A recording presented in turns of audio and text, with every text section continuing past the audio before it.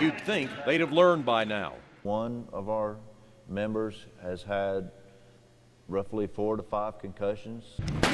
You can go over, but you're more like a turtle on its back. It's definitely brutal. But they keep coming back for more abuse to an already damaged body. Original name was Murder Ball. There's a reason it was called Murder Ball to begin with. These days it goes by a name almost as absurd, a sport of violent collision and unchecked aggression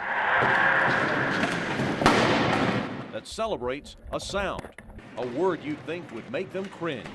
This team is the Carolina Crash. 1, 2, 3, crash! They play wheelchair rugby. Some pretty big hits. If you see the sport played and you decide and you still want to play it and you go out there and play it, you have to expect some level of, discomfort. The Crash were born with broken necks, stricken by stroke, or injured by the same athletic enthusiasm.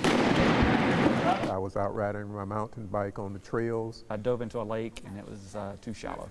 That landed them here. We can't stop living life. We can't stop doing what we want to do because of our paralysis. Quad rugby is played with a volleyball on a basketball court. The object, simple enough, is to carry the ball across the court to earn a point. It's not just rock'em sock'em robots. There's strategy, and you need to be at a certain place at a certain time. And I've played from New York to California and everywhere in between. Now the Crash, with players from the upstate and Charlotte and Kings Mountain, will compete for national glory and something more. Just as long as I can do it on my own, that's my primary concern. Paralyzed but athletic, injured but unbroken, they play a sport too tough Most of the time, you don't get hurt. for many of their able-bodied peers. You may bump your head every once in a while. The Crash have learned to carry on. Tom Crabtree, 7 on your side.